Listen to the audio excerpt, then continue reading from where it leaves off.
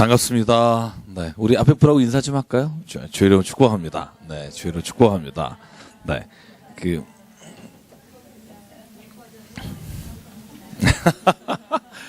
최고의 인사인데요. 예뻐졌어. 네, 네. 저도 멋있다는 소리 듣고 싶은데 잘 안 되네요. 그죠? 감사합니다. 네. 또 무슨 제육했죠?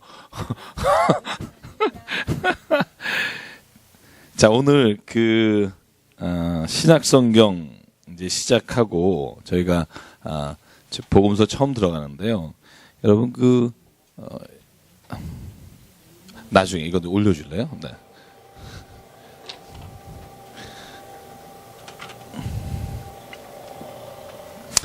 제가 여러분 다니엘서 할 때 한번 이스라엘 역사 혹은 세계 역사 중에 어떻게 신약 시대가 시작됐는지를 설명드린 적이 한 번 있는데 기억나시지는 않을 거라고 생각하고요. 오늘 저희가 말라기부터 마태복음까지 저희가 보통 길게 보면 400년, 한 250년 그 정도의 기간이 있다고 하잖아요. 그죠? 따라오실 수 있죠? 네. 그래서 여러분 세계 역사를 보면 세계 역사에서 그 시기가 예를 들어서 BC 400년부터 예수께서 오신 해가 AD 원년, 그래서 보통 예수 그리스도가 오신 것을 기준으로 해서 Before Christ, BC, 그 다음에 AD는 Anno Domini, 그래서 주님이 오신 이후란 뜻인데요. 그 기준으로 세계 역사를 나눠서 저희가 그 기준을 쓰고 있는데 역사를 발견해 가면서 새로운 발견이 되면서부터 연대기가 조금씩 바뀌잖아요.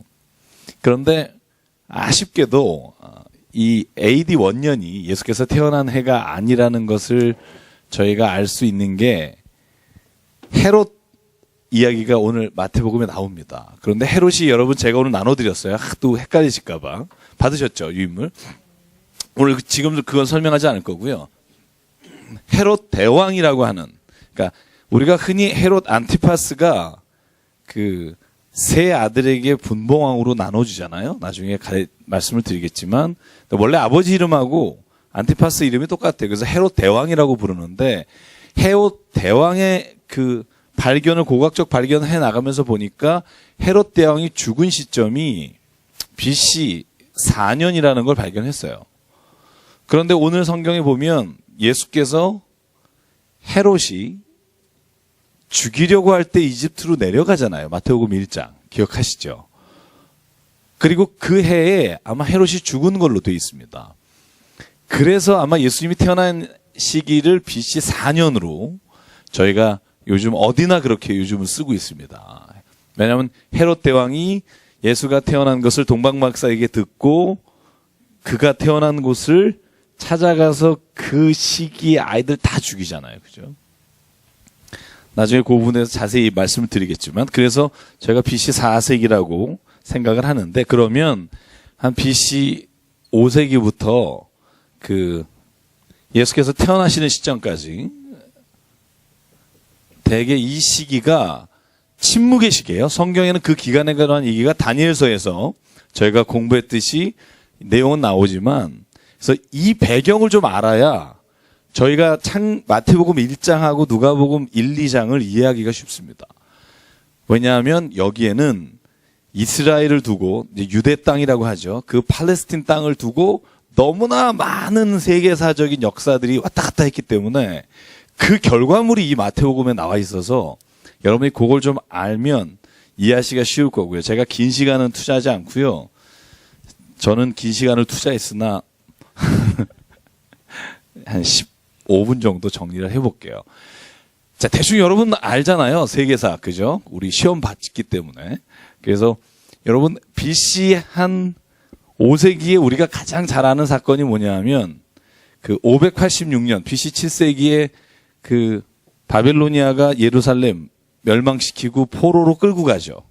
3차에 거쳐서 포로를 끌고 가죠. 여러분 반응 좀 보여주세요. 끌고 가죠. 네, 네, 감사합니다. 그죠? MBC 같은 데가 막 이런 거 하잖아요, 그죠? 끌고 간 다음에 페르시아가 바빌로니아를 멸망시키고 나서 페르시아의 왕이 고레스를 칙령을 내려서 3번에 걸쳐서 예루살렘으로 돌아옵니다. 그게 BC 444년. 그러니까 거의 한 그 100년이 넘어 걸려서 다시 포로 시기에서 돌아오는데요. 그때 우리가 쓴 성경, 읽은 성경이 무슨 말씀이죠? 에스라, 느헤미야, 에스더. 요 성경이 다 그때 시기에 쓰인 겁니다. 그리고 예언서 중에 저희가 소예언서라고 하는 부분이 많은 소예언서가 그 시기에 바벨론 포로에서 돌아온 시기입니다. 그럼 우리가 어디까지 했냐면 페르시아죠. 그죠? 페르시아. 고대 역사에 있어서 페르시아가요, 굉장히 큰 영역을 차지했습니다. 거의 동쪽으로는 인도 바로 앞까지. 그리고는 서쪽으로는요, 카르타고, 그죠? 아프리카까지 이렇게 거의 점령한 게 페르시아입니다. 그런데 페르시아는요, 여러분 금방 망합니다. 오래 가지 않습니다. 물론 바벨로니아가 더 일찍 망했고, 한 70년 만에 망했습니다만, 거대 제국을 이루면 이상하게 쉽게 망해요. 그죠? 로마가 제일 오래 간 편이긴 합니다만, 자, 페르시아가요, 그렇게 이스라엘을 다시 본토로 돌려보낸 다음에 왜 멸망하냐 하면, 여러분 잘 아는 역사에서 페르시아 전쟁이라는 거 들어보셨죠? 기억은 안 나시겠으나. 자, 페르시아 전쟁은요, 자, BC 한 492년부터 480년, 470년까지 있었던 전쟁인데요. 페르시아가 여러분 지도를 이렇게 보면, 자, 요거 이제 지울게요. 자, 이스라엘 지도를 이렇게 보면, 여기가 이렇게 돼 있잖아요. 그죠? 여기가 에베소. 그죠? 이거 좀 더 길어야 되는데, 십자가 때문에. 자, 이쪽이 페르시아의 본토예요. 그래서 여러분, 바벨로니아냐, 페르시아나 다 같이 이 시리아 오른쪽 지역에 시작돼서 이쪽으로, 서쪽으로 뻗쳐진 나라입니다. 그래서 전쟁하고 하면서 요 유대 땅, 여러분 잘 아시겠지만 여기 이제 이집트고요. 여기가 이집트 땅이고, 여기가 이스라엘 땅이고, 여기가 지금은 터키 지역이고, 옛날에 소아시아 지역이고, 여기를 넘어가면 굉장히 붙어 있어야 되는데, 좀 붙어 있는 데라고 칩시다. 그럼 여기가 이렇게 돼 있어요. 그죠? 그리고 나서 여러분 잘 아는 게 여기 구두같이 생긴 거 하나 있고, 요게 로마잖아요. 그죠? 그럼 이쪽 지역이 뭐냐 하면 그리스 지역입니다. 아테네나, 여러분 잘 아시는 아테네하고 어디하고, 그죠? 알렉산드리아는 마케도니아는 위쪽이고요. 아테네가 이쪽인데, 스파르타하고 아테네가 그리스라고 우리가 보통 부르잖아요. 그죠? 폴리스라고 이루어진. 자, 그래서 페르시아가요, 그렇게 막대하게 쭉 밀고 나오다가, 여기가 이제 말하자면 페르시아의 근거지가 되는 땅이고, 이쪽이 아테네 그리스 지역인데, 전쟁을 해요. 제가 아까 말씀드린 492년부터 3차에 걸쳐서. 전쟁을 하는데 여러분이 잘 아시는 전쟁입니다. 그, 아테네는 여러분 잘 아시지만 스파르타하고, 그죠? 아테네하고 연합전선을 펴서 전쟁을 잘하는 애들이 스파르타잖아요. 그죠? 페르시아하고 3차에 걸쳐서 전쟁하는데 3번 다 이깁니다. 그때부터 페르시아는 저무는 해가 됩니다. 그래서 여러분 1차 전쟁은 여러분이 잘 모르실 수 있지만 2차 전쟁부터는 저희가 잘 아는데요. 우리가 성경에 나오는 인물이 있습니다. 다리오 왕. 그죠? 다리오 왕. 네. 다리우스라고 일반 역사에 나와 있는데, 다리오 왕이요, 2번에 걸쳐서 전쟁을 하는데, 2번째 전쟁이 마라톤 전쟁입니다. 그래서 여러분, 2번째 전쟁은 여러분이 잘 아실 텐데, 거기서 마라톤으로 달려와서 승전보를 알렸다. 그래서 마라톤이라는 이름이 붙은 전쟁이고요. 3번째 전쟁은 그 아들이 하는데요. 크세르다고 하는 여러분 잘 아시는 그 300이라는 영화. 그죠? 보셨죠? 거기에 나오는, 우리 성경으로 하면 아하수 에로, 우리 역사로 하면 크세르크세스. 그죠? 그 왕이 전쟁을 치르는데요. 아주 신나게 깨집니다. 여러분 300이라는 영화가, 여러분 영화를 보면 300명이 목숨을 걸고 거기 지키다 죽잖아요. 근데 실은 전투의 핵심은 거기가 아니고 해전이에요. 그러니까 해전, 살라미스 전투라고 하는 해전을 할 때 그 300명은 유인책 비슷하게 그쪽에서 전투를 하고 있었고, 살라미스 전투는요, 해군 출전한 페르시아 전투함의 4분의 3이 파괴됩니다. 거의 전체가 전멸하는 전투인데요. 마라톤 전투는 15분 만에 끝났다고 돼 있고요. 살라미스 해전은 8시간 만에 끝났다고 돼 있습니다. 그러니까 뭐 어떻게 보면 제가 그 인터넷으로 주문해서 산 책이 살라미스 해전이라는 책인데요. 그 전쟁 역사에 관한 책인데 이렇게 두껍습니다. 굉장히 자세하게 전투를 남겨놨어요. 그래서 페르시아는요, 그 전쟁으로 말미암아 완전히 기울게 돼요. 그러면서 아테네하고 이 스파르타가 거의 어떻게 보면 세계 역사를 이렇게 이끌어 갑니다. 이끌어 가는데, 그래서 다니엘에 보면 그리스라는 이름이 나와요. 그죠? 여러분 잘 기억하실 겁니다. 그런데 이 위에 있던 마케도니아라고 하는 나라에 여러분 그 아들이 누구냐 하면 여러분이 잘 아시는 알렉산더 대왕인데, 알렉산더 대왕이 333년에 아버지를 이어서 왕이 되는데요. 조그마한 변방에 있는 국가인데 알렉산더가 딱 10년 만에 점령을 하기 시작하는데요. 여러분 잘 아시겠지만 이 이집트, 그 다음에 아프리카 카르타고, 인도까지 이 세계 전 지역을 10년 만에 알렉산더가 점령합니다. 세계 전쟁이 이런 전쟁이 없습니다. 왜냐하면 딱 10년 뒤에 죽어요. BC 323년에 알렉산더가 죽습니다. 여기서부터가 성경 지금 저희가 읽는 마태, 마가, 누가, 요한하고 굉장히 관련이 있습니다. 어떤 관련이 있느냐 하면 알렉산더 대왕이 죽잖아요. 그런데 자식에게 왕권을 넘겨주지 못하고 죽어요. 그래서 알렉산더가 차지했던 이 큰 땅, 이집트, 시리아, 그 다음에 이 페르시아 땅, 그리고는 이 본토 땅, 이 소아시아까지 다 이 전 지역을 그 왕이 죽은 후에 3명의 부하들이요, 할 수 없이 나눠서 통치하게 됩니다. 그러면서부터 이 유대 요 땅은요 가장 핫한 지역이 돼요. 왜 그럴까요? 시리아에서, 페르시아에서 내려가려고 할 때, 이집트를 가려고 할 때 중간에 있는 나라가 이스라엘입니다. 팔레스틴 땅이에요. 그러다 보니까 이쪽 오른쪽에 셀루쿠스 왕조가 있게 되고요. 그 다음에 이 이집트 쪽에 여러분이 잘 아시는 그 세 왕조 중에 하나, 뭐죠? 셀루투스 왕조하고, 네? 프톨레미라고도 하고, 피를 묵음으로 하면 톨레미라고도 하고, 이 두 왕국이 서로 이 지역을 이겼다 졌다 이겼다 졌다. 제가 다니엘서 할 때 요 얘기는 클레오파트라까지 자세하게 들었습니다. 그죠? 못하신 분은 이제 동영상 보시고요. 제가 말씀드리려고 하는 요 다음부터니까. 그래서 요 지역을요, 무려 BC 167년까지 전투합니다. 그러니까 거의 250년을요. 이 셀루쿠스가 잡았다가 프톨레미가 잡았다가 맨 마지막에 여러분이 다니엘서의 가장 악독한 왕이라고 나왔던 사람이 누구죠? 안티오파 4세죠. 왜 제가 말씀드렸죠? 예루살렘 성전에 제우스 신상을 갖다 놓고. 여러분, 그랬던 그 왕으로 인해서 BC 167년에 봉기를 들고 일어나요. 그게 공동번역 성경에 보면 마카비아 상하서, 그게 하스몬 일가에 관한 말입니다. 그래서 BC 163년부터 BC 63년, 63년이 가장 중요한 게 뭐죠? 여러분, 63년이 왜 하스몬 왕조가 망하냐 하면, 여기서부터는 신약하고 굉장히 연결돼 있어요. 왜 망하냐 하면 로마가 개입하기 시작합니다.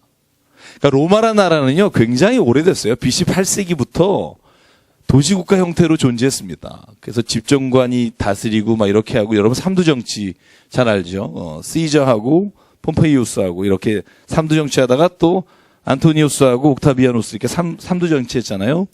그리고 나서 그때 폼페이우스가 BC 63년에 예루살렘을 점령합니다. 그때 하스몬 왕조가 멸망합니다. 그러니까 하스몬 왕조가 하시딤이라고 성경에 나오고요. 하시딤이 누구의 조상이냐면 바리새파에 연결되어 있는, 그러니까 이 저항하고 전통을 지켰던 하스몬 왕조의 뒤를 이어서 신약 성경에 남아있는 사람이 바리새파 사람들이에요. 그리고 제사장 출신들의 사람들, 사독 계열의 사람들이 남아있던 게 사두개파고, 그리고 에세네파라는 사람들은 나는 세상이 싫다. 그래서 은둔 생활을 했던 사람들, 광야로 갔던 사람이 에세네파예요. 자, 이 세 개가 왜 중요하냐면 신약 성경에 나오는 예수께서 대화를 나누거나 서로 이야기 나눈 사람이 다 바리새파, 서기관들. 기억나시죠?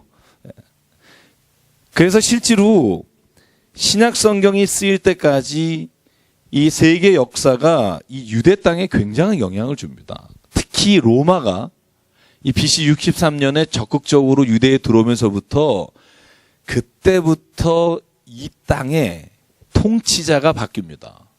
예전에는 누가 다스렸냐 하면 페르시아에서 해방되고 난 다음에 거의 자치기구였어요. 그래서 대제사장 중심으로 가다가 167년부터 163년에는 최초로 왕과 대제사장이 같이 돼버렸습니다. 왜냐하면 유대 땅이 이제 독립을 했기 때문에. 그래서 마카비아 집안들이요, 왕이면서 대제사장 역할을 쭉 해왔단 말이죠. 그런데 로마가 점령하면서부터 그 바로 이전부터 무슨 일이 생겼냐 하면 이제는 대제사장을 돈 받고 세우게 됐습니다. 돈 받고. 왜냐하면 이제 전통도 없고 아무것도 없으니까 돈을 받고 세우게 되면서부터 여러분 성경에 보면 그래서 대제사장이 굉장히 복잡한 상황이 많이 나오고요. 그래서 이때부터 이 왕조가 다시 돈으로 인해서 굉장히 혼탁할 때 그때 들어선 사람이 누구냐 하면 헤롯입니다. 헤롯. 헤롯은요, 유대 사람이 아니에요. 헤롯은 유대 왕인데 유대 사람이 아니라 어디 사람이라 그랬죠? 이두메 사람입니다. 이방인입니다. 근데 왜 헤롯이 유대의 왕이 될 수 있다고 했죠? 기억나세요?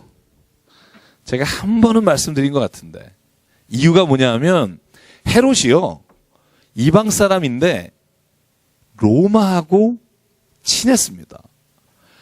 그래서 시저가 애굽을 점령하러 갈 때 헤롯 대왕 아버지 헤롯 파터스라고 하는 이 헤롯 파터가 거기에 같이 가서 혁혁한 공을 세워서 로마 시민권을 받습니다. 이 로마 시민권을 받은 헤롯 파테르라고 하고 파터스라고도 하는데 이 파테르가요, 이스라엘 땅에 와서 분봉 왕은 아직 못하고 이스라엘의 행정장관으로 통치하기 시작합니다. 그러다가 이 아버지가 죽은 뒤를 이어서 이스라엘의 왕이 된 게 누구냐면 헤롯 대왕입니다. 예수님 태어날 때 그 사람이 헤롯 대왕이고요.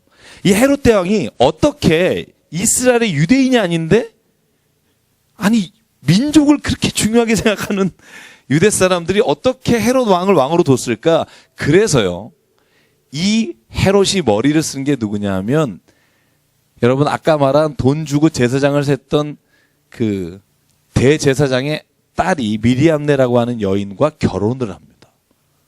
10명의 부인이 있는데요, 그 중에 한 사람이 유대인이에요. 그래서 유대인의 신분을 결혼을 통해서 유지하게 되고요. 그래서 헤롯 대왕이 BC 4년에 죽을 때까지 이스라엘 땅을 혼자서 로마로부터 통치의 권한을 가지고 이스라엘 땅을 통치합니다. 거의 몇 년을 하냐면 BC 37년에서 BC 4년까지니까 거의 35년을요, 33, 4년을 헤롯 대왕이 통치합니다. 여러분, 그러니까 얼마나 막대한 힘을 가지고 있겠어요. 그런데다가 이스라엘 백성한테 잘 보이려고요, 한 일이 뭐냐 하면 예루살렘 성전이 여러분 기억나세요? 학계서 읽어보면 예루살렘 성전 두 번째 무너지고 나서 질 때 뭐로 졌죠? 뒷산에 가서 나무를 가져다 졌죠. 기억나세요?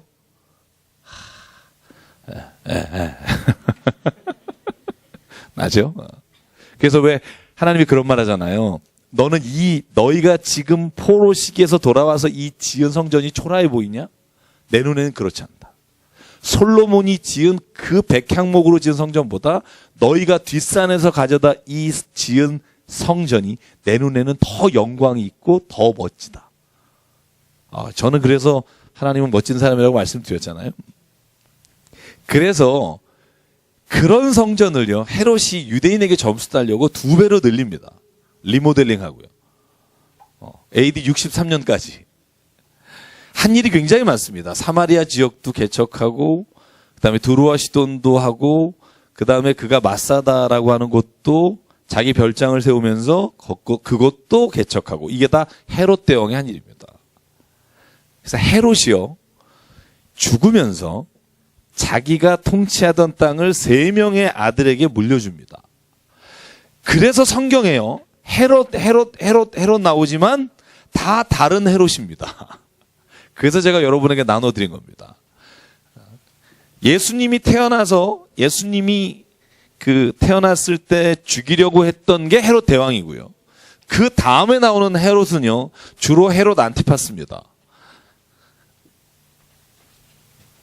자, 헤롯 안티파스는 우리가 뭐로 잘 아냐면요, 세례 요한 목을 치는 사람이 헤롯 안티파스입니다.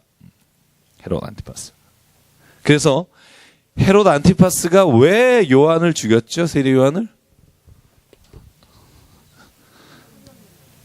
네. 뭐요? 누구요? 뭐요?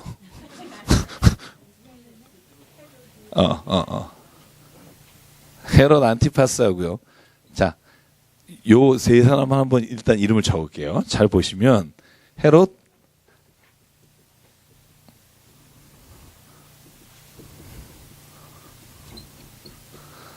자, 헤롯 대왕의 땅을 분배한 사람의 이름이 안티파스, 아켈라오, 필립 1세, 2세인데 실은 1세는 땅을 배분받지 못하고요. 필립 2세가 땅을 배분받습니다. 필립 1세는 근데 누구냐? 필립 1세의 부인이 헤로디아예요. 헤로디아가 누구냐 하면 안티파스가 뺏어서 결혼을 한, 필립의 집에 가서 머물 때 이 여인과 눈이 맞아서 헤로디아를 자기의 아내로 맞아진 것 때문에 세례 요한이 비판하니까 세례 요한의 목을 땄죠. 딸의 이름을 살로메라고 우리가 알고 있죠. 살로메가 그래서 아버지가 뭘 원하니? 그러니까 저 사람의 목을 주십시오. 그게 안티파스입니다. 그리고 필립 2세가 땅을 분배받죠.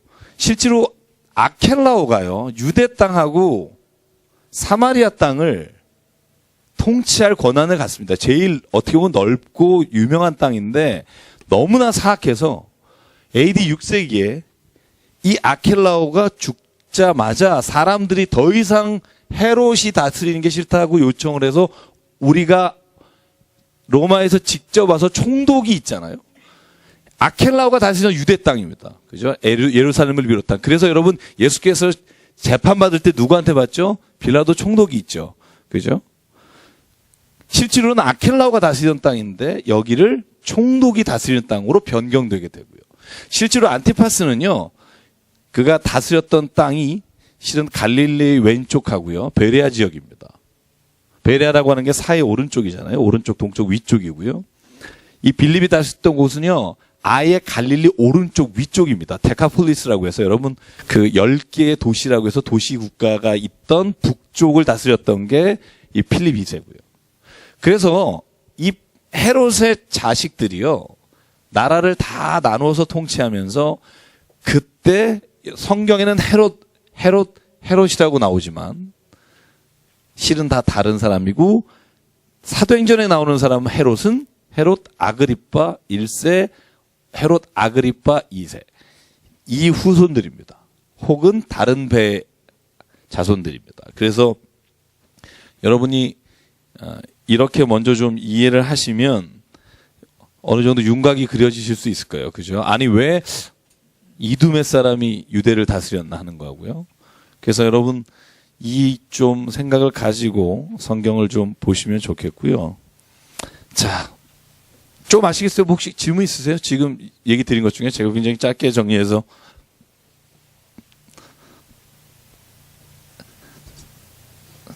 자, 이제 이 생각을 가지고요, 우리가 성경을 한번 같이 볼게요. 마태복음을 한번 저희가 나눠드린 거 보려고 하는데요. 자, 이제 이걸 조금 머리에 두시면 마태복음 읽으면서 나오는 사람의 이름들이나 이런 것들이 좀 도움이 될 거라고 생각하고요. 자, 이제 복음서 저희가 한번 같이 이제 복음서를 읽어볼 텐데요. 자, 복음서 그러면 자 보시죠. 몇 권 어디를 복음서라 그러죠? 사복음서, 그죠? 자, 유치하지만 한번 해보죠. 마태, 마가, 누가, 요한. 이걸 사복음서라고 합니다. 가스펠, 그죠? 왜 사복음서냐 하면 예수님에 관한 행적과 이야기와 말씀들을 기록한 것을 복음서라고 합니다. 그 중에 마태, 마가, 누가복음은 뭐라고 부른다? 공관복음서. 요한복음은요, 마태, 마가, 누가와 보는 관점이 좀 많이 다릅니다.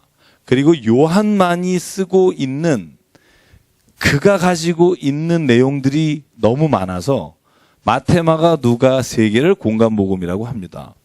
자, 뭐가 대표적으로 다른지를 한번 볼까요?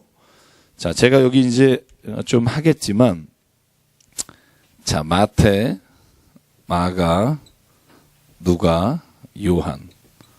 자, 어느 게 제일 먼저 쓰였다 그랬죠? 마가입니다. 자, 여러분 이제 여기서부터는 좀 집중해서 들으시면 좋겠는데요. 성경의 신약은요, 구약도 마찬가지입니다만 쓰인 순서대로 이렇게 이야기가 정렬되어 있지 않습니다. 쓰인 순서로 치면 복음서 중엔 마가복음이 제일 빠르고요. 전체 27권 신약 중에 제일 빠른 게 뭐냐? 데살로니가 전서입니다. AD 38년경 혹은 48년 사이. 날짜를 확인하긴 어려우나 데살로니가 전서가 가장 먼저 쓰인 것으로 알려져 있고요. 제일 늦은 것은요, 요한계시록이라고 하는 학자도 있고 다른 것이라고 하는 학자도 있는데 AD 120년경입니다. 그러니까 신약 사이에도 7, 80년의 시간의 차가 있고요. 마가복음은요, 우리가 왜 제일 먼저 쓰였다고 학자들이 얘기를 하냐 하면 마가복음 13장에 근거해서 그래요. 너희를 그때 공회에 넘겨줄 것이다, 이런 단어가 있어요. 근데 공회에 넘겨줄 것이다 할 때 이 공회는 예루살렘 성전이 무너지는 순간 공회의 기능이 완전히 없어집니다. 그런 걸 보면 그 당시에 예루살렘 성전이 완전히 멸망하기 직전이었을 유일한 단서가 마가복음에만 있습니다. 마태복음에는 그 말이 없습니다. 그래서 저희는 이제 성경을 비교해 보면 아, 마가복음이 제일 먼저 쓰였을 것이다 하고 마가복음 13장에 근거해서 합니다. 너희가 그 망하는 날, 그때가 여름에 오지 않기를 바라라. 이렇게 써야 되는데 겨울에 오지 않기를 바라라. 티투스 장군이 AD 70년에 8월 29일인가요? 예루살렘 성전을 완전히 멸망시킬 때 그때가 여름이었습니다. 그래서 여러 가지 근거로 마가복음이 AD 70년 이전에 쓰였다, 그렇게 저희가 생각을 하고요.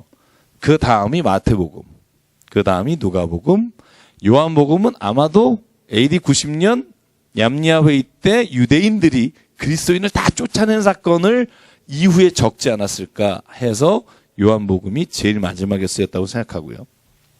왜 그럼 마태복음을 제일 앞에 뒀을까? 퀴즈입니다. 왜 마태복음을 맨 앞에 놔야 했을까? 예수님의 족보가 나오고요. 또 제가 오늘 여러분 교재도 조금 적어드렸는데 이유는 뭐냐면요, 마태복음이 구약의 인용이 100개가 넘습니다. 구약과 관련성이 가장 많습니다. 오늘도 저희가 1장, 2장을 읽으면 이사야에 있는 말씀, 미가서의 말씀, 스가랴의 말씀을 다 인용해서 예수께서 오신 사건에 대해서 설명합니다. 그러니까 우리가 구약과 신약의 가장 중간다리 역할을 할 수 있는 게 마태복음이다라고 이 성경을 한 권으로 이렇게 하면서 마태복음을 가장 신약의 제일 앞에 두었습니다. 여러분이 그렇게 신학적인 의도를 가지고 성경이 배열되어 있다고 보시면 되고요. 많은 성경 중에 66권을 이렇게 한 곳에 모을 때 그런 의도를 가지고 있었다는 걸 아시면 좋겠습니다. 자, 그러면 오늘 이제 마태복음을 제가 복음서하고 비교하면서 제가 한번 같이 해볼게요. 제가 여러분에게 나눠드린 거를 보면서 해보겠습니다. 복음서란 무엇인가? 거기에 제가 나눠드렸죠, 오늘? 네. 굉장히 지루한 반응인데요. 네. 끝이 굉장히 긴 건. 네. 이건, 네. 자, 복음서의 기록 목적, 동기, 2번에 있죠. 그죠? 예수께서 돌아가신 이후에 제자들이 목격한 것을 말로 증언하다가 이제 그들도 나이가 들어서 죽게 되었을 때 자신이 보고 들은 것, 체험한 것을 기록해야 될 필요가 있어서 구전으로 내려오다가 한 권의 성경으로 집필하게 됐고요. 그래서 성경이 한 권 한 권씩 기록됩니다. 특히 제자들에 의해서 기록된 성경들이고요. 자, 공간복음과 마태복음이 서로 다른 점이 있고 비슷한 점이 있습니다. 그래서 그것을 저희가 성경을 읽어가면서 말씀을 드리겠고요. 자, 넘어갈게요. 일단 그건 제가 나중에. 가장 큰 차이가 뭘까? 3-2 볼까요? 이 페이지에. 복음서 4개가 가장 차이점이 나는 게 뭘까? 물론 많지만. 여러분 성경을 보시면요. 재밌어요. 저는 성경 읽을 때마다 정말 재밌는데 예수님이 태어난 이야기, 그죠? 예수님의 탄생 이야기가 어디하고 어디만 나오는 줄 아세요? 복음서 중에 마태하고 누가복음만 나옵니다. 마가복음하고 요한복음에 예수님이 태어나는 이야기가 안 나옵니다. 마가복음 1장 다짜고짜 없이 그때 세례 요한이 나타나고요. 예수님이 세례받으시고 이런 사건이 나오고요. 어렸을 때 기록이 전혀 없습니다. 어렸을 때 기록. 그러니까 실제로 마태하고 누가를 우리가 안 읽으면 예수님이 어디서 태어났는지 어떤 일이 있었는지를 전혀 알 수가 없습니다. 자, 반대로 마가하고 요한복음 보면 마가복음에는요 70% 이상이 어떤 이야기냐 하면 기적 이야기입니다. 마가복음 16장 9절까지 혹은 16장 18절 맨 마지막까지 마가복음의 70% 이상 거의 80%가요 기적 이야기입니다. 그래서 마가복음은요 그냥 넘기면 다 기적 이야기예요. 중풍병자를 고치시고 문둥병자를 고치시고 죽은 자를 살리시고 그 이야기가 마가복음에 가장 많습니다. 마가복음에는요 우리가 흔히 예수님의 어록이라고 하는 말씀을 따로 적어놓은 구역이 없습니다. 마태복음은요 우리가 가장 잘 아는 예수의 말씀이 있죠. 뭐가 있죠? 마태복음 5장부터 7장 산상수훈. 애통하는 자는 복이 있나니로 시작하는 그죠? 그 산상수훈이 예수님의 어록이라고 말합니다. 예수께서 제자들을 앉혀두시고 너희는 이렇게 기도하라. 너희는 이렇게 살아라. 너희는 먼저 그의 나라와 그의 의를 구하라. 이것이 다 마태복음 5장에서 7장에 있는 산상수훈입니다. 마가복음에는 그런 산상수훈의 말씀들이 따로 있잖아요. 요한복음에 있습니다. 요한복음 14장부터 17장까지 보면 예수께서 제자들에게 너희는 이렇게 기도하라. 하나님 예수께서 하신 말씀의 기록이 있습니다. 잘 보십시오. 왜 4권을 다 읽어야 하는가? 어떤 사람은 그래요. 아니, 한 권만 두지 뭘 예수님 얘기를 4개나 따로 뒀냐? 읽어보시면 정말 달라요. 다르다는 게 이런 거죠. 예수님에 대한 기록이 틀렸다는 게 아니라 예수님에 대한 만약에 33년의 기록을 다 쓴다면 여러분 얼마나 많아야 될까요? 무지 많아야 될 겁니다. 그 중에 예수와 그 제자가 기록하고 있는 제자가 같이 경험하고 같이 그 안에서 깨닫고 기뻐했고 즐거워했고 감탄했던 그 이야기들, 그 말씀을 하나님의 영감으로 말미암아 기록한 게 성경입니다. 자, 마태복음하고 누가복음하고 예수님의 태어난 이야기가 여기만 있어요. 여기가 같느냐? 틀려요. 틀리다는 말이 뭐냐면 한 군데는 있고 한 군데는 없는 이야기가 대부분이에요. 자, 제가 퀴즈 하나 낼게요. 동방박사 이야기는 둘 중에 어디에 나올까요? 마태복음에 나옵니다. 자, 그러면 애굽으로 피신 갔다는 얘기가 어디에 나올까요? 마태복음에 나옵니다. 목자들이 들에서 양을 치다가 예수의 태어나심을 달려가서 경배했더라. 어디에 나올까요? 누가복음에 나옵니다. 마태복음엔 안 나옵니다. 자, 그러면 엘리사벳, 그죠? 마리아의 친족. 엘리사벳이 세례 요한의 엄마잖아요. 세례 요한의 엄마를 찾아가잖아요. 왜? 처녀가 임신해서 얼마나 괴로워요. 그래서 엘리사벳에 가서 엘리사벳을 보자마자 그 여인이 말해주죠. 네가 복된 여자다. 그죠? 그때 태중에 있던 애가 뛰죠. 그게 세례 요한이죠. 그 이야기는 어디 나올까요? 누가복음에 나옵니다. 마리아 창가 어디에 나올까요? 마리아가 이 천한 여인에게 하나님께서 은혜를 베푸시고 어디에 나올까요? 누가복음에 나옵니다.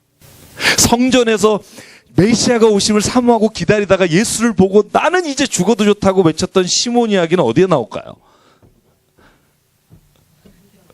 누가에 나옵니다. 성전에서요, 예수님을 보겠다고 기다렸던 기도의 여인 한나가 어디에 나올까요? 누가에 나옵니다. 자, 그러니까요, 마태와 누가 중에 공동으로 나오는 예수님의 탄생에 대한 이야기는요, 예수께서 천사 가브리엘이라는 단어는 누가복음에 나오고요. 마태복음은 천사 가브리엘이라는 단어가 없이 주의 사자라고 나옵니다.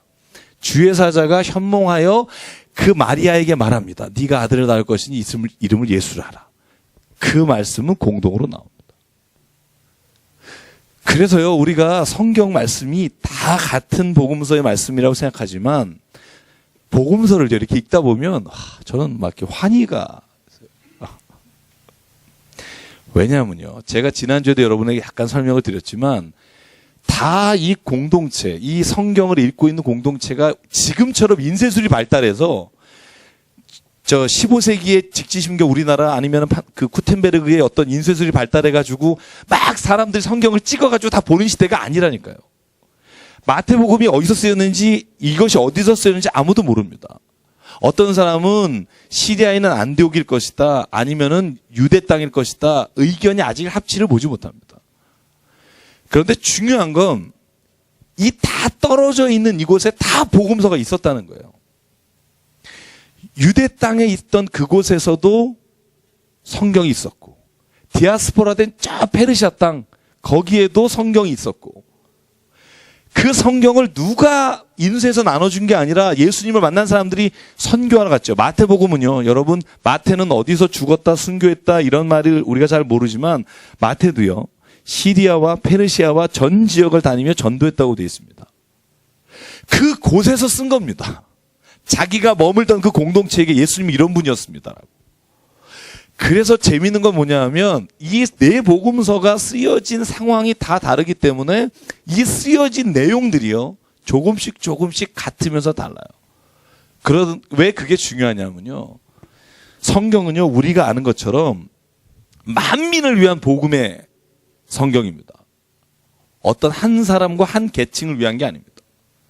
성경 안에도 이미 계층이 있어요. 마가복음은요, 아주 가난한 공동체예요. 제가 지난주에 해드렸죠.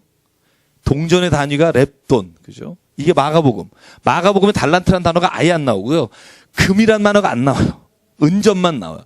그런데 마태복음에는 금전, 은전, 달란트가 27번이나 나오잖아요. 또 하나 차이가 있습니다. 마태복음은요, 도시라는 말이요, 마가복음은 4번밖에 안 나오는데 마태복음은 27번 나와요. 데카폴리스라는 말도 나오고.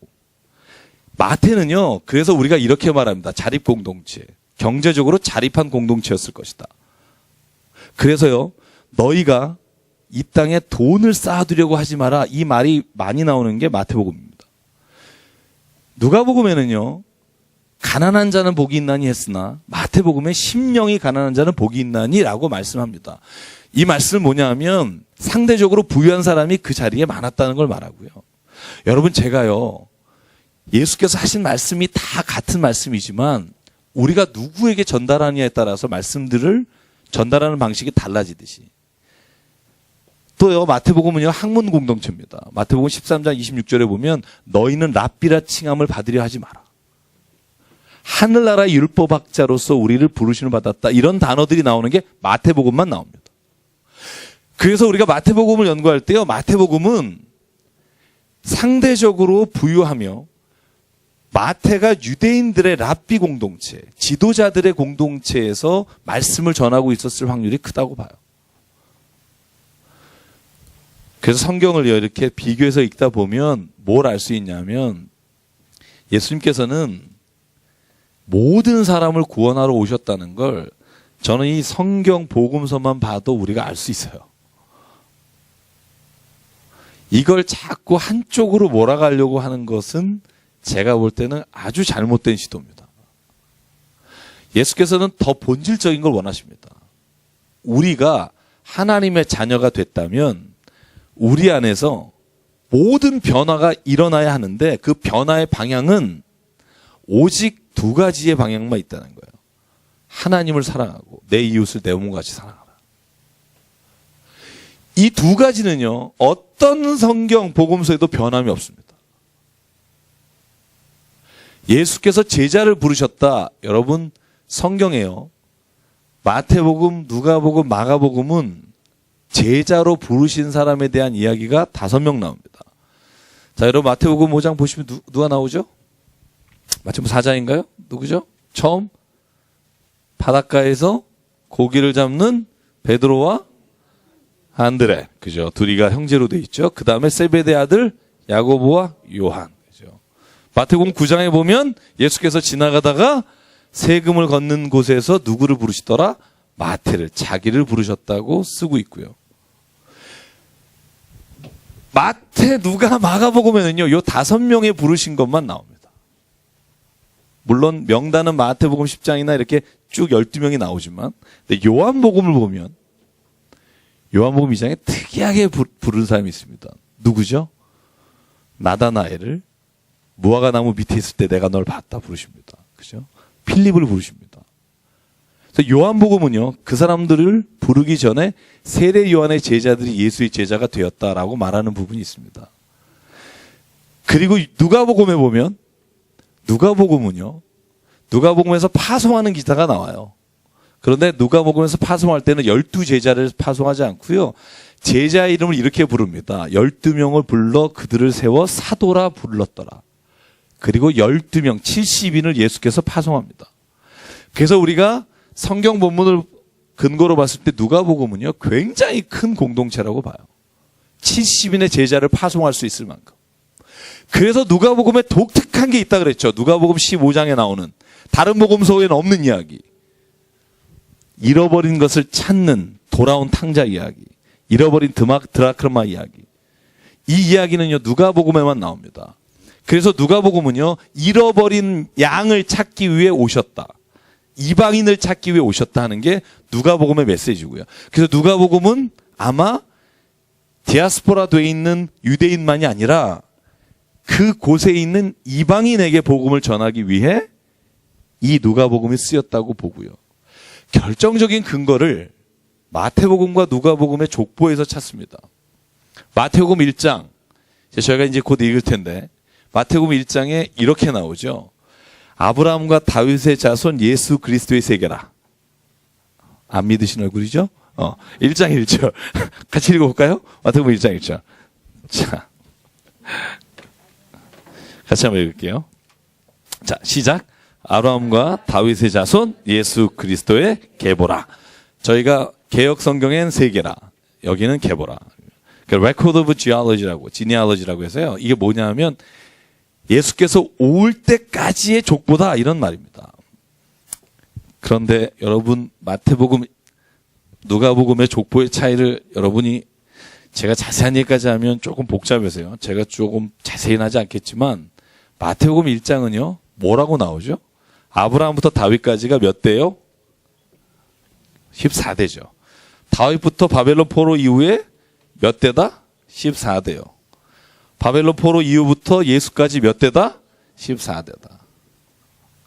자, 한번 그거 동그라미 쳐서 세보실래요? 자, 이걸 더하면 몇 개죠? 42대죠. 아, 갑자기 갈비 먹고 싶죠? 42대만. 42대 우리 다 먹을 수 있는데, 그죠? 42대. 세보면 몇 대인 줄 아세요? 세보신 분 있어요? 한번 동그라미 쳐서? 제가 동그라미 쳐서 세봤거든요, 이거. 카운트 해보면 41개입니다. 한번 세보실래요? 실은 이렇게 자세히 하면 아마 마태복음만 1년 걸릴 텐데, 제가 전공한 게 마태복음이잖아요. 근데 41대입니다. 그래서 우리는 다윗 다윗까지요. 다윗부터 바벨론 이후까지 다윗을 2번 겹쳤다고 봐요. 2번 겹쳤다고 보고요. 14대라는 의미가 여러 가지 해석이 있습니다만 여러분 제가 이 얘기 드렸죠. 유대인의 이름 히브리어는요. 알렛, 베트, 킴멜, 달렛 이 이름의 알파벳이 숫자입니다. 1, 2, 3, 4. 다윗이란 이름을 히브리어 단어로 풀면 14예요. 여러분 그래서 나온 바이블 코드란 책 유명했었잖아요. 히브리 모든 단어를 숫자로 딱 바꿔놓은 다음에 이걸 숫자로 연결하니까 1950년 세계 뭐 이런 거. 그게 히브리어 단어만 가능해요. 한글은 안 돼요. 히브리어 단어는 알레프가 있으면 그 단어가 1이니까 1, 2, 22, 34 이렇게 해가지고 그걸 단어로 쭉 연결해서 역사적 사건 막 이렇게 해놓은 게 바이블 코드라는 예전에 유명했었던 그 다빈치 코드하고 바이블 코드하고 그죠? 2 코드가 유명했었잖아요. 그런데요, 여기는 족보가 어디까지 가요? 마태가 아브라함과 다윗의 자손이죠. 아브라함부터 쭉 시작합니다. 아브라함, 그다음에 이삭, 야곱, 요셉으로 내려가죠. 누가복음 2장 23절 보실래요? 누가복음 2장 23절은 족보가 어디서 시작해서 어디까지 가는지 보시면 예수님의 족보가 완전히 다르다는 걸 알 수 있어요. 3장 23절. 네, 죄송합니다. 3장 23절. 보시면, 자, 거기는요, 역으로 올라갑니다. 그죠? 예수님부터 거꾸로 올라가죠. 네? 마태복음은 내려왔는데, 여기는 올라가요. 자, 쭉 올라가서 맨 마지막에 보면, 이 37절부터 한번 읽어볼게요. 시작. 무드셀라요. 그 위는 에녹이요. 그 위는 아렛이요. 그 위는 마할렐렐이요. 그 위는 가이난이요. 그 위는 에노스요. 그 위는 셋이요. 그 위는 아담이요. 그 위는 하나님이시라. 노아, 아담 이렇게 다 올라가서 하나님까지 가요. 자, 잘 보십시오. 죄송해요. 지금 안 보여가지고 제가 죄송합니다. 이 노안이 와서 네, 지금 정말 죄송합니다. 제가 지금 혼자 안에서만 보다 이제는 안 보여요. 자, 보면 그 마지막 하나님까지 올라가는 장면을 보면 누가가 지금 말씀을 전하고 있고 복음을 전하고 있는 타깃이 나와요. 마태는요, 굳이 아담까지 올라가서 적을 필요가 없어요. 왜냐하면 유대인들이기 때문에.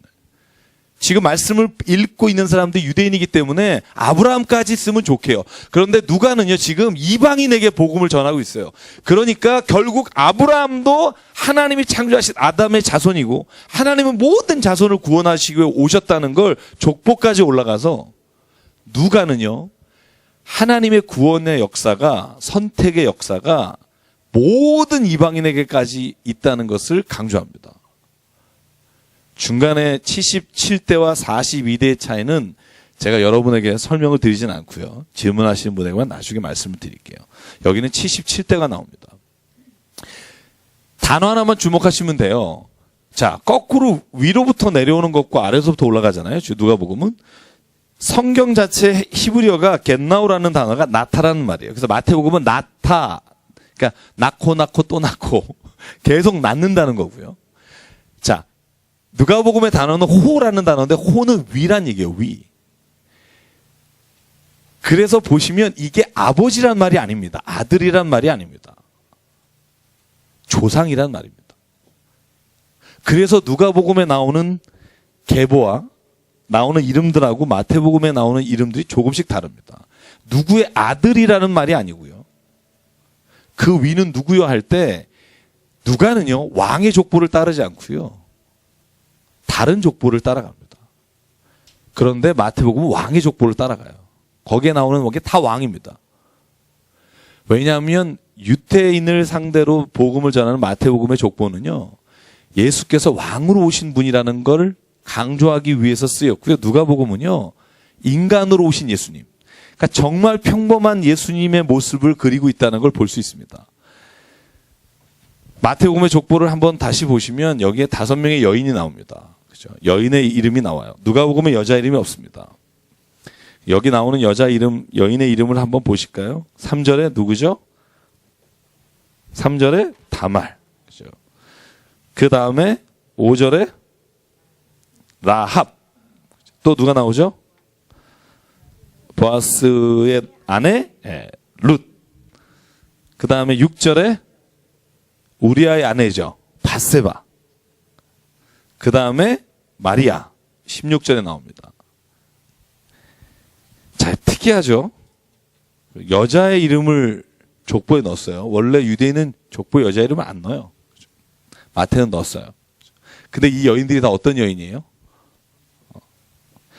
우리가 이방인이라는 특징도 있지만 우리가 볼 때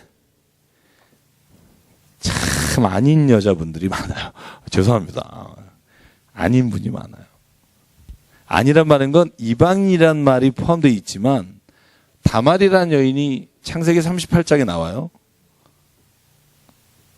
여러분 잘 아시겠지만 유다, 그죠?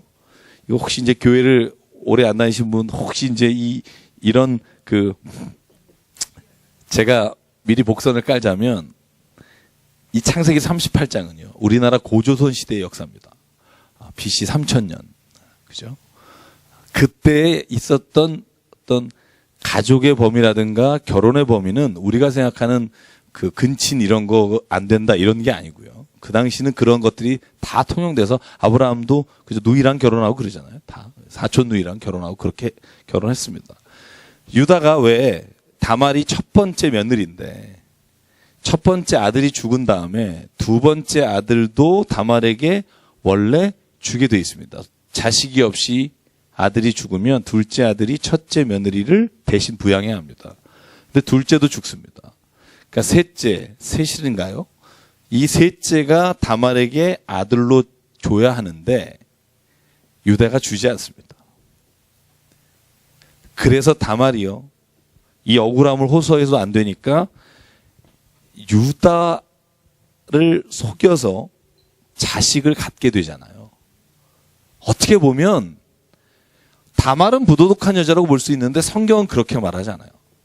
창세기 38장 16절에 보면요, 유다가 이 사건을 다 안 다음에 이렇게 말해요. 참으로 네가 옳은 일을 했다. 그걸 보면 다말이 한 행위 자체가 문제가 아니라 유다는 자기가 잘못한 것을 깨닫고요, 그 다말이란 여인을 통해서 예수의 족보가 나온다는 거죠. 라합이란 여인, 어떤 여인이에요? 여리고성을 점령할 때 여리고성에서 정탐꾼들을 숨겨줬던 여인이잖아요. 그 숨겨진 것을 말미암아 네가 구원을 받을 것이다 했는데 그 여인과 결혼한 사람이 예수의 족보가 됩니다. 룻이 누구예요? 룻기 1장에 보면 모압 여인이에요. 이방인의 여인인데 나옴이라고 하는 그 여인이 그 모압 땅에 먹을 게 없어서 그 남편하고 갔는데 기근이 들어갔는데 남편도 죽고 두 아들 다 죽고 며느리 둘하고 자기만 남았으니까 나는 고향으로 갈 테니 너넨 남아라. 그랬더니 룻이 어머니 그럴 수 없습니다 이러면서 이제 따라가잖아요. 그죠? 그래서 정말 고맙다. 그죠? 다른 며느리는 남고 룻은 따라가고. 모압 여인이지만 성경에 보아스가, 그죠? 그와 결혼을 하면서 보아스가 그 후손이 이새고요, 다윗입니다. 또 한 여인이 누구예요? 밧세바, 여러분 잘 아시는 분이죠? 사무엘하 11장에 나오죠? 다윗이 그냥 저녁에 잠을 자야 되는데 잠 안 자고 옥상 올라갔다가 이렇게 눈에 보이는 여인을 데려와라. 그래서 그 여인이 밧세바잖아요. 그 여인이 난 아들이 솔로몬이고, 그죠? 그 솔로몬이 이스라엘의 왕권을 이어갑니다. 어떻게 보면 이 여인들이 하자가 있는 여인이에요. 하자가 있다는 말은 뭐냐 하면 성경에 우리가 정말로 뛰어나다고 기록할 만한 여인이 아닙니다. 성경에 뛰어난 여인이 얼마나 많아요. 예를 들면 아브라함 이럴 때 사라의 남편 아브라함 이런 거 얼마나 좋아요. 그죠? 리브가의 남편 이삭, 리브가처럼 뛰어난 여자가 어디 있어요. 그런데 성경에는요, 그 여인의 이름을 기록하지 않고요, 오히려 부족한 여자 혹은 굉장히 우리가 봤을 때도 부도덕하다고 볼 수 있으나 억울한 여인이 이름이 올라가 있습니다. 왜? 저는 성경이 그래서 매력적이라고 봐요. 성경은요, 위대한 사람 혹은 왕이나 아니면 제사장의 사람들에 의해서 하나님의 역사가 이루어지는 게 아니라는 겁니다. 이 세상에서 선택받은 몇 사람 혹은 무엇인가 특권을 누리는 누군가에 의해서 역사가 이루어지는 게 아니라는 겁니다. 하나님의 역사는요, 사람이 보잘것없다고 정말 저 사람이 뭘 하겠느냐고 하는 그 사람에게도 일어날 수 있다고 저는 마태복음에 기록했다고 믿습니다. 사람들이 보는 눈이 아니라 하나님이 보는 눈은 다르다는 겁니다. 우리가 생각하는 기준과 하나님의 생각이 다르다. 그래서 예언서에서 말하잖아요. 너희의 생각하는 것과 나의 생각하는 게 다르다. 저는요, 결국 마리아도 요셉과 관계를 가져서 예수님을 낳은 게 아니라면 예수님의 위에 있는 모든 족보가 의미가 없어요. 생각해 보세요. 마리아가 혼자 성령으로 낳았어요. 그러면 남편의 족보가 무슨 상관이 있어요? 남편의 씨가 아니면, 그죠? 그래서 누가복음은요, 그 왕족의 이름을 걸지 않고 오히려 셋째 아들의 이름들을 열거해서 77대가 나와요. 평범한 사람들. 스알리엘레가 수밥에 이 두 사람의 왕만 나오지 그 왕이 아닌 사람의 족보가 기록되어 있습니다. 저는 그래서 성경을 보면 유대인의 족보에 마태도 맞추고 있으나 결국 하나님은요, 사람의 보는 기준으로 우리의 모든 사람들을 판단하는 게 아니라 하나님은 어떠한 사람도 주의 손에 잡히면 그분이 사용하신다는 걸 믿음으로 보게 될 줄 믿습니다. 네. 여러분도 마찬가지예요. 여러분 혹시 자기를 별 볼 일 없다고 생각하시는 분 계시면 믿음대로 됩니다. 내가 남이 이렇게 봐도 난 진짜 하나님이 귀하게 쓰실 사람이다. 난 진짜 이 땅에 하나님이 내가 반드시 내 몫을 주셨다. 여러분 이렇게 믿으시면 정말 하나님께서 어떤 일인지 모르지만 그 일을 이루시는 도구로 나를 쓰실 줄 믿습니다. 저는 그렇게 믿습니다. 여러분이 나를 어떻게 보든지. 저는 그렇게 지금도 믿고 있고요. 저는 말씀 준비할 때도요, 저는 그런 마음으로 합니다. 솔직히 말해서 뭐 누가 내 말씀을 뭐 이렇게 듣고 오신 분도 있지만 듣건 듣지 않건 나는 내가 하나님 말씀을 읽으면서 내가 준비된 무엇인가가 있을 때 하나님은 반드시 날 쓰실 것이다. 저는 그렇게 믿습니다. 지금은 보잘것 없어 보일지 모르지만 저는 하나님의 시간과 때를 믿습니다. Now is the time. 하나님이 그 시간이 되면 하나님을 쓰십니다. 제가 그래서 송구영신 예배 때 말씀드렸잖아요. 서두르면 이스마엘, 기다리면 이삭. 다 안 오셨었어요? 자꾸 서둘러서 뭔가 얻으려고 하면 이스마엘과 같은 불행의 씨앗을 얻게 됩니다. 그런데 진짜 하나님 앞에서 인내하고 하나님의 뜻이 있다고 무조건 믿고 나가면 하나님은요, 축복의 아들을 주시고 축복의 이삭을 주신 것처럼 우리의 인생에도요, 그게 얼마의 기간이 될지 모르지만 하나님은 축복을 통해서 우리의 인생을 움직여 주실 줄 믿습니다. 저는 그런 믿음이 있어야지 우리가 믿는 맛이 있잖아요. 그렇죠? 제가 이휘재 씨 그 힐링 캠프 나왔을 때 정말 굉장히 눈이 황반변성증 때문에 안 보이고 막 그런 거 듣다가 너무 마음이 아프더라고요. 한쪽 눈이 거의, 아버지는 실명이시고 온 집안의 내력이 황반변성증. 그래서 지금도 2주에 한 번씩 눈 아래다가 주사를 맞는데요. 그래서 아프지 않냐고 물어보더라고요. 아프지 않냐 그러니까 생각한 것보다는 안 아프지만 근데 내 눈이 나빠지지 않을 거란 희망 때문에 하나도 안 아프대요. 그러면서도 자기가 그 쌍둥이 아들과 가족을 위해서 열심히 사는 모습 보면서 야, 참 내가 알던 그 이 바람은 아닌 것 같다 이런 생각을 했고요. 중간중간에 놀고 싶다 이렇게 외쳐요. 얼마나 공감이 가는지. 얼마나 공감이. 네. 근데 우리가요, 이렇게 그잖아요. 이렇게 그걸 모든 걸 다 세상에서의 어떤 누리고 세상에서 즐기는 게 아니라 하나님이 주시는 기쁨과 하나님이 주시는 것이 있다고 믿고 사는데, 여러분 그걸 믿고 내가 앞으로 나갈 때 그 믿음이 약해질 때, 그죠? 제일 힘듭니다. 그래서 성경은요, 믿는다면 끝까지 믿으라는 거예요. 그러면 하나님 반드시 그 믿음 가운데서 하나님 이루실 일을 보게 하실 거라는 겁니다. 저는 그걸 믿습니다. 고린도서 15장에 그래서 말하잖아요, 바울이. 네가 진짜 마지막 부활을 믿지 않으면 진짜 불쌍한 사람이다. 저는 그 말을 가슴에 새깁니다. 믿으려면 끝까지 믿으십시오. 사람의 말에 흔들리거나 넘어지지 마십시오. 그러면 반드시 그 말했던 사람이 우리를 부러워하고 존경하는 날이 올 거라고 저는 믿습니다.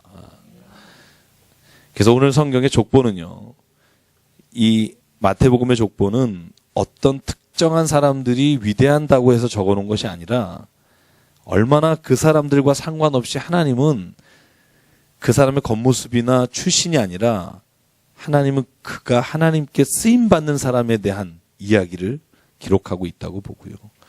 그래서 18절부터 보시면은요, 이 수태고지라고 합니다. 예수께서 태어나시는 것을 이렇게 천사가 알려주는. 자, 18절 보면 예수 그리스도의 나심은 이러하니라. 이렇게 시작합니다. 누가복음 2장 1절부터 7절까지 하고 병행구절인데요. 자, 한번 제가 그 20절까지 같이 읽을게요. 18절에서 시작. 예수 그리스도의 나심은 이러하니라. 약혼하고 동거하기 전에 성령으로 잉태된 것이 나타났더니 그의 남편 요셉은 의로운 사람이라 그를 드러내지 아니하고 가만히 끊고자 하여 이 일을 생각할 때 주의 사자가 현몽하여 이되 다윗의 자손 요셉아 내 아내 마리아 데려오기를 무서워하지 말라. 그에게 잉태된 자는 성령으로 된 것이라. 한 절 더. 아들을 낳으니 이름을 예수라 하라. 이는 그가 자기 백성을 그들의 죄에서 구원할 자임이라 하니라. 아멘. 여러분, 제가 성경 공부하거나 이렇게 이야기를 나누다가 거기서 막히시는 분은 참 많이 봐요. 그 동정녀 탄생에서.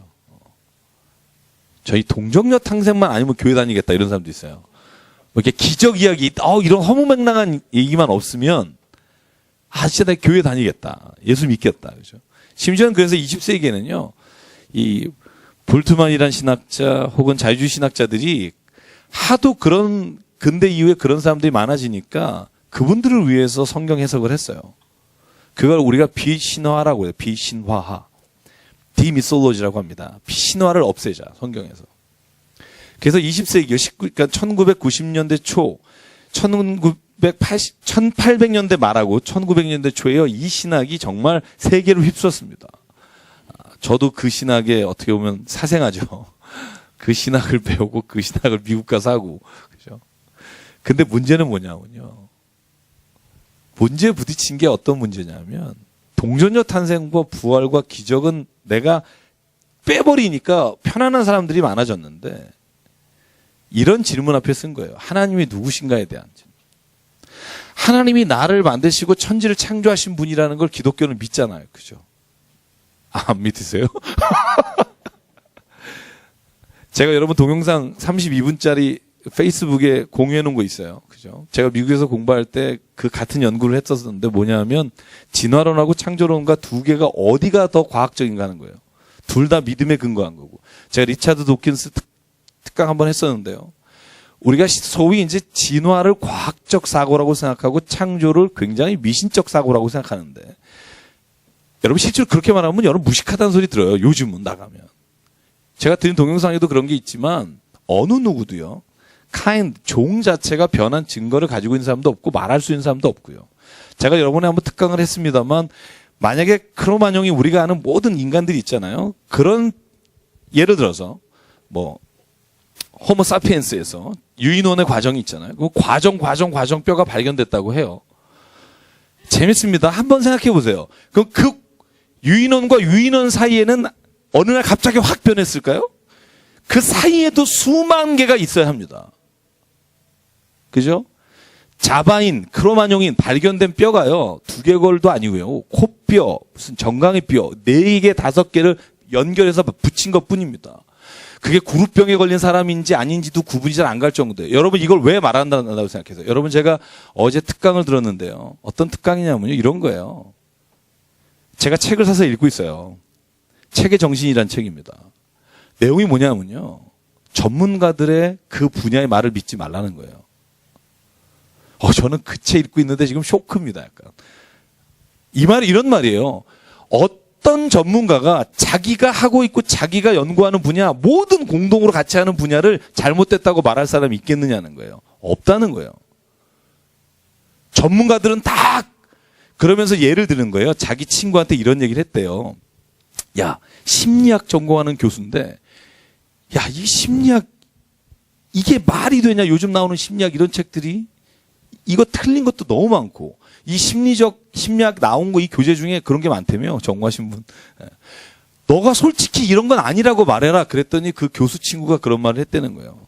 야, 가뜩이나 심리학 천대 받고 살다가 요즘 뜨고 있는데 왜 내가 거기에 찬물을 끼얹어야 되니? 충분히 이해가 가요. 저 역시도 제가 하고 있는 신학이나 제가 하고 있는 성경에 관해서 제가 나쁘다고 말하지는 못할 거예요. 동일한 원칙을 적용하자고요. 동일한 원칙을 적용하면 다른 사람도 마찬가지입니다. 진화론을 연구하고 있는 사람도 마찬가지입니다. 진화론을 연구하는 사람 중에도 얼마나 많은 부류가 있는 줄 아십니까? 제가 같이 공부했던 사람들 중에도요, 화학자, 생물학자, 분자생물학자 이런 분들 중에도 자기를 소위 무신론자라고 구분하는 걸 굉장히 싫어하는 사람이 많습니다. 나는 불가지론자지 무신론자는 아니다. 어떻게 이렇게 됐는지는 모르지만 나는 신이 없다고 말한 적은 없다. 제가 왜 이 얘기를 드리냐면요. 만약에 하나님이 천지를 창조하시고 우리를 창조하셨다면 동정녀로 탄생됐다, 부활하셨다, 죽은 자를 살리셨다 하는 것을 믿느냐 안 믿느냐가 얼마나 의미 없는 일인지를 아시겠어요? 저는 굉장히 의미 없는 일이라고 생각해요. 천지가 아무것도 없는 nothing에서 유를 만든 분이 어제 제가 로봇 대회를 봤어요. 여러분 아시죠? 미국에서 로봇 대회를 합니다. 그래서 어제 그거 보면서 우리나라가 9등으로 밀린 거 봤는데 로봇이요. 아무리 정교하게 해도 인간의 손금 하나, 손 동작 하나 못 따라 하잖아요. 그죠? 이걸 창조하신 분이 있다면 여러분 우리 안구가 얼마나 정교한지 아십니까? 눈이 본다는 것과 이것 자체가 기적이에요. 그걸 만드신 분이 있다는 걸 믿는 사람이 남녀가 결혼해서 관계를 가져서 애를 낳느냐, 관계를 안 했는데도 애를 낳을 수 있냐 가지고 내가 뭐 이건 못 믿겠다 하는 것 자체가 굉장히 유치한 겁니다. 저는요, 만약에 살아계신 하나님을 창조하신 하나님을 믿는다면 저는 이 모든 것들이요, 당연히 믿어지는 거라고 믿습니다. 저는 어느 순간 이 문제가 더 이상 저에게 문제가 되지 않더라고요. 제가 농담으로 말씀드렸잖아요. 구봉서 장로님이 하신 말씀. 예능교회라고 구봉서 장로님이 또 어느 집사가 자기는 이거 못 믿겠다고 어떻게 남편이랑 잠도 안 자는데 애를 낳냐니까 구봉서 장로님이 화내면서 얘기했대잖아요. 야 임마 그 남편이 괜찮다는데 네가 왜 난리야? 그래서 남편은 괜찮다고 지금 그런데 네가 뭘 난리야? 뭐 이런 얘기를 했다는데 그죠?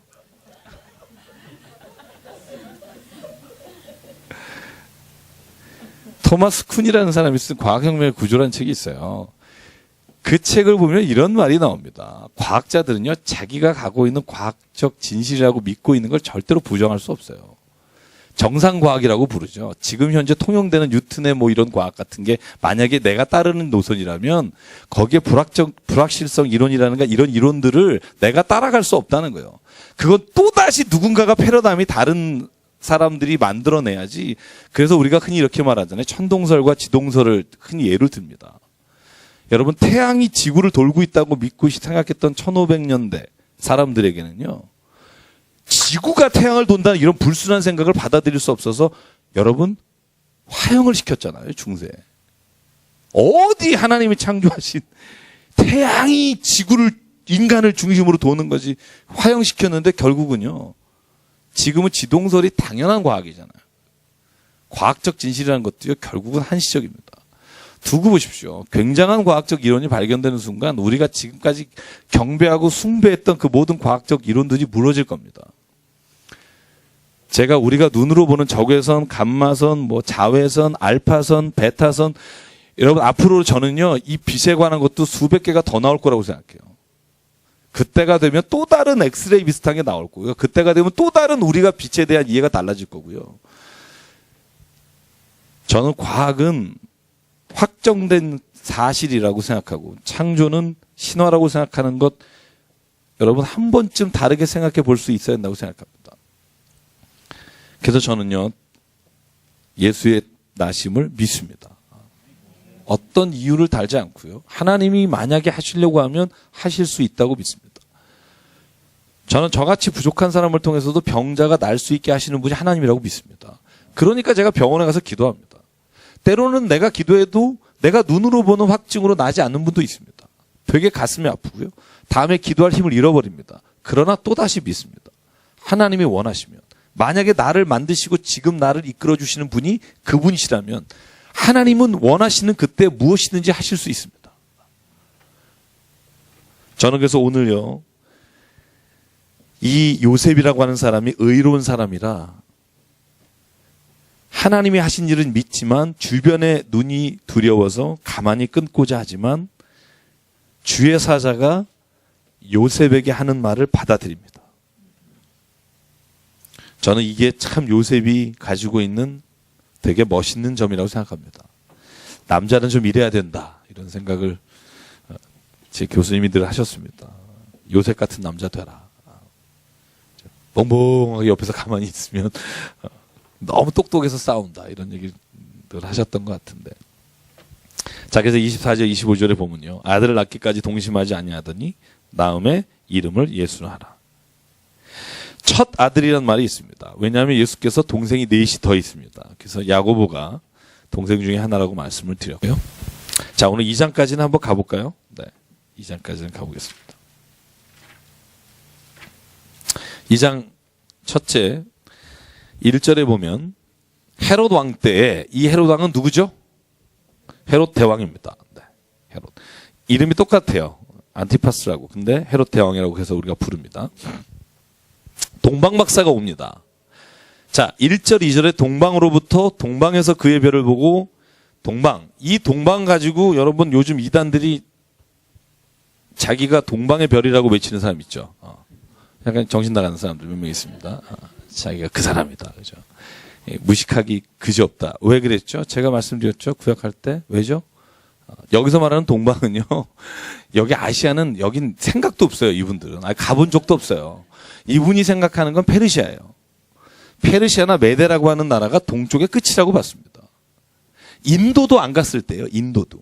인도를 가서 인도에서부터 물물교환하고 유물을 가져온 게 알렉산더예요. 그런데 극동, 뭐 일본, 한국, 여기 동방으로부터 오는 별, 자기라고 우기시는 분들은 제가 죄송한 말이지만 초등학교도 안 나오신 분들입니다. 지금 이단의 교주들은요. 제가 학교가 중요하다는 게 아닙니다. 기본적인 지식이 없으면 자기가 쓸데없는 것, 자기가 생각하는 망상을 믿게 되어 있습니다. 상식은 있어야 합니다. 저는 그런데 빠지는 대학 교수님들도 계세요. 왜? 성경을 모르니까. 그런 게 되게 안타까워요. 저 어제도 누가 나한테 이단 보내줘서 참 열심히 보내요. 여러분 혹시 QA 인터넷 뒤져보신 거 있으세요? 저는 이렇게 성경 공부하다 QA 자주 들어가요. 막 이렇게 물어봅니다. 대답한 사람의 90%가 이단이에요. 와, 제가 보면서 깜짝 놀랐어요. 야, 진짜 우리도 이거 해야겠다. 왜냐하면 여러분 하나님의 무슨 교회 뭐래가지고 답글을 계속 달아요. 그러셨죠? 궁금하셨죠? 당황하셨죠? 이러면서 그 밑에 쫙 올려요. 실은 그래서 우리 그분이 하나님이십니다. 이러고. 하나님 어머니란 거 보신 적 있으세요? 뭐 이러면서. 자, 그래서 댓글 알바가 정말 많아요. 그래서 제가 보면서 진짜 올바른 지식을 잘 알리면 좋겠다 이런 생각 되게 많이 하는데요. 동방도 마찬가지입니다. 동방에서 별을 보고 왔다는데 그 동방은 여기는 아닙니다. 헤롯이요, 그 소문을 듣고 시끄러워졌습니다. 왜냐하면 메시아에 관한 이야기이기 때문에 그럽니다. 유대의 왕이 왔다, 메시아가 태어났다, 굉장한 일이거든요. 자기의 위험을 느끼는 겁니다. 그래서 6절에 보면요, 여기에 유대 땅 베들레헴, 같이 읽을까요? 시작. 또 유대 땅 베들레헴아, 너는 유대 고을 중에서 가장 작지 아니하도다. 내게서 한 다스리는 자가 나와서 내 백성 이스라엘의 목자가 되리라 하였음이니라. 이게 미가서 5장 2절입니다. 미가서 5장 2절. 조금 바뀐 게 있다면 베들레헴 에브라다야 이렇게 되어 있습니다. 여기는 유대 땅 베들레헴. 근데 에브라다야라는 건 시적 표현이기 때문에 여기는 유대 땅 베들레헴아 되어 있고요. 이스라엘의 목자가 되리라. 이게 예수님에 대한 동방박사가 받은 아마 말씀이겠죠. 그래서 마태복음은요, 구약 성서의 인용이 정말 많습니다. 왜냐하면 구약과 신약을 연결시키려고 하는 의도가 굉장히 많기 때문입니다. 제가 여러분 한번 구약하면서 이거 말씀드렸죠. 구약과 신약을 어떻게 볼 것인가에 대한 이야기를 드렸어요. 누가 구원에 관해서 물어보셔서. 구약과 신약을 어떻게 볼 것인가 중에 제가 가지고 따르고 있는 관점이 있다고 말씀드렸어요. 어떤 관점이라고 그랬죠? 예언과 성취라는 거라고 그랬죠. 그죠? 예언과 성취. 이건 제가 신학적 만든 게 아니고요. 이건 폰나드라고 하는 신학자가 그에 쓴 유명한 구약 성서에 쓴 예언과 성취라는 겁니다. 구약은 하나님께서 오실 예수님에 대한 예언의 기록들이 주를 이루고 있고, 신약은 하나님의 예언의 것이 성취된 역사다. 그래서 구약도 버릴 수 없고 신약도 버려서는 안 된다. 이건 왜 나왔냐면요, 신약만 성경이고 구약은 버리지 않은 사람이 초대교회도 있었습니다. 특히 마르시온이라고 하는 사람은요, 누가복음을 제외한 성경은 버려야 된다 이렇게 말했던 사람이에요. 왜냐하면 그때까지는 성경이 한 권으로 되지 않았어요. 제가 지난주에 말씀드렸죠. 성경이 한 권으로 신약이 된 건 5세기 이후예요. 칼켈톤 회의라고 하는 회의를 하기 이후기 때문에 그 5세기 전에는 성경이 27권이라고 확정되지 않고 그냥 읽히고만 있었어요. 읽히던 책들에 이런 이단들이 야 이건 아니야라고 혼자서 정하고 사람들이 거길 동조하니까 할 수 없이 교회가 모여서 공유해서 이게 진짜 성경이냐 아니냐를 따질 수밖에 없었어요. 왜냐하면 읽고는 읽고 몇 사람의 이단들은 이건 아니다라고 혼자서 얘기를 하는 걸 많은 사람들이 수만 명이 따라가기 시작하니까. 그래서 이단이라는 게 누구를 제거하기 위해서 원래 생긴 건 아니고요. 말씀을 이렇게 어떤 게 진짜 하나님의 말씀인가에 대한 걸 지키다 보니까 나왔고요. 그러다 보니까 구약과 신약을 어떻게 이해시켜 줄 것인가, 어떻게 봐야 할 것인가 하는 것 중에 성경의 대부분의 구약의 사건들은 신약의 바울의 서신에도 그렇고 이 구약의 사건이 오늘 이루어졌습니다. 사도행전 2장에 보면 여러분 요엘서 2장 38절에 보라 누구는 예언할 것이요 자녀들은 환상을 보며, 그 말씀이 요엘서 2장 38절 구약에 있던 성령에 대한 예언이 오늘 이루어졌습니다. 그게 사도행전 2장이에요. 그러니까 우리가 지금 방언하며 오늘 우리가 하나님의 이름으로 우리가 다 나가서 예언합니다. 그래서 구약에 있었던 예언의 말씀이 신약에 이루어진 것에 관해서 강조하는 게 여러분 예언과 성취의 관계로 성경을 읽는 건데, 저는 이렇게 성경을 아전인수로 개인적으로 하는 게 아니라 성경 말씀에 이런 성경이 성경 안에 예언을 들고 있잖아요. 그렇죠? 미가서 5장 2절을 가지고 이 구약에 말한 사건이 베들레헴 땅에서 태어났는데 그 베들레헴 땅에서 태어난 일이 이루어졌습니다. 그런데 우리가 마태복음만 보면 부족해요. 뭐가 부족해요? 왜 베들레헴에서 났는지를 마태복음은 잘 얘기하지 않아요. 그런데 누가복음은 이방인들에게 그 이야기를 자세히 하기 위해서 그 이야기를 더 자세히 하겠어요. 그래서 뭐라 그래요? 원래 베들레헴 출신인데 호적을 하려고 왕이 숫자, 사람이 자기 백성이 몇 명인지 세려고 원래 고향으로 내려가라 그래서 베들레헴으로 내려갔다. 그게 누가복음에 나오는 거예요. 갔는데 방이 없더라. 구유에서 났더라. 마태복음에는 구유에서 났단 말이 없습니다. 동방박사가 그 집에 들어가 경배하겠다고 돼 있고요. 누가복음만 구유에 나왔다가 2번 나옵니다. 그래서 우리는 아는 거예요. 마태복음은 굳이 뭐 구유에서 났다 이런 말을 전달할 이유가 없었으니까 그 집에 들어가서 경배했다 나오지만 누가복음은요 자세하게 설명하는 겁니다. 그리고 마태복음은 동방에서 온 매기라고, 이 매기라는 단어가요 페르시아에서 말하는 제사장 직분이기도 하면서 우리가 왜 그 연금술사 코엘료가 쓴 연금술사처럼 이 연금술사가 무식한 사람들이 아닙니다. 당대에는 박사라고 불렸던 매기인데요. 그런 사람들입니다. 그러니까 경배의 수준이 달라요. 누가복음은요 경배하는 사람이요 들에서 양치던 사람들이에요. 별을 보고 그죠? 와서 양치던 사람들이 예수께 경배합니다. 그게 어디라고 되냐면 구유에 나셨다 이렇게 되어 있습니다. 그래서 오늘 성경에 보면 이 마태는 동방박사 3사람이 예수께 와서 유황과 모략과 향유를 드렸다 이렇게 되어 있고요. 그런데 헤롯 왕은 너희가 고향으로 돌아갈 때 그가 어디에서 나셨는지를 알려달라고 합니다. 박사들이요 9절에 보면 별이 있는 곳에 가서 크게 기뻐하며 아기께 경배하며 황금과 유황과 모략을 드립니다. 자, 유향이라고 하는 건 뭐 여러분 센터 아시죠? 우리가 보통 이렇게 향수 같은 거고요. 몰약은요, 뭐가 상하지 않게끔 넣는 겁니다. 그래서 이게 몰약이 예수께서나 아니면 사람이 죽을 때 방부제도 역할도 하고요. 굉장히 귀한 겁니다. 여러분, 그래서 이 물건이 거의 아라비아 상인을 통해서 이게 아주 고가로 팔리던 시대 여러분 잘 아실 거고요. 자, 12절. 그들이 꿈에 헤롯에게 돌아가지 말라고 지시하는 걸 듣고 다른 길로 고국으로 돌아갑니다. 그들이 떠난 후에 주의 사자가 요셉에게 현몽하여 이르되 헤롯이 아기를 찾아 죽이려 하니 일어나 애굽으로 떠나라. 그래서 애굽으로 피신을 가는 건 마태복음에만 나옵니다.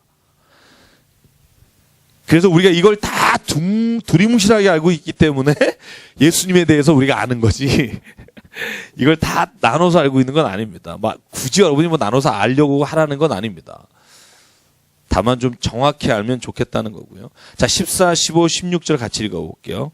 시작.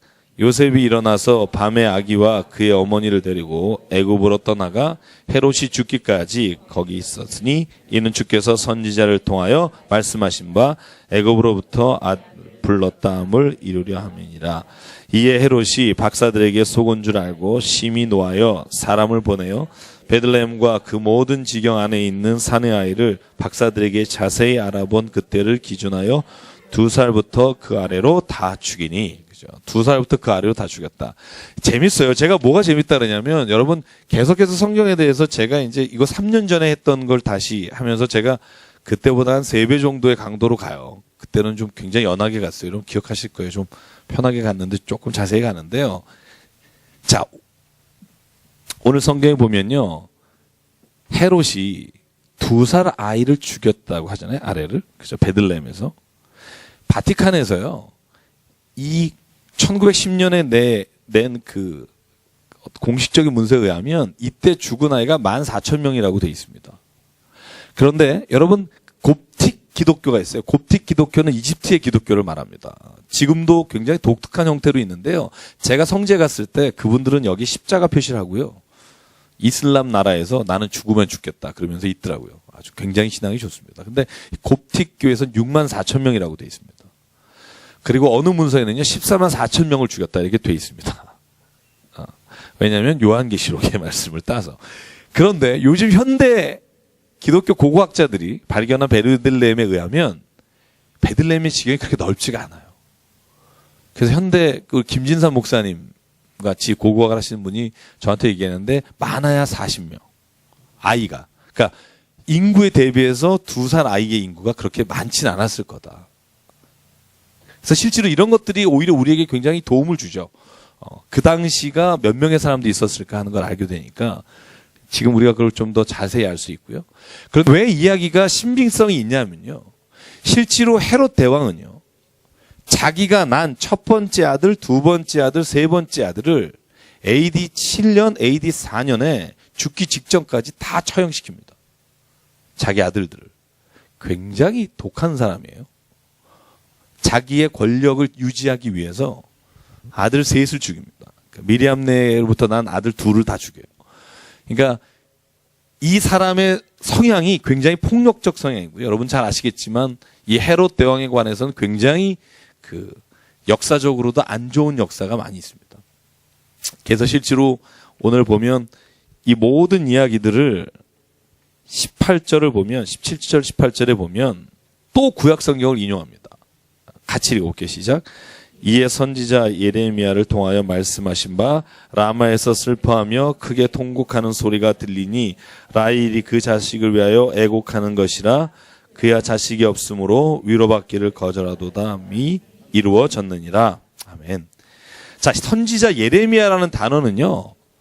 신약 성경에 마태복음밖에 안 나옵니다. 3번 나옵니다. 16장에 한 번 더 나오고 23장에 한 번 더 나오고. 그러니까 구약의 사람의 이름을 대서 예언자를 이렇게 이름을 거론해서 혹은 장절을 인용한 건 이 마태복음이 거의 보시면 가장 많은 인용을 하고 있습니다. 그래서 22절부터 23절만 읽고 오늘 마칠게요. 요게 마지막 대목입니다. 시작.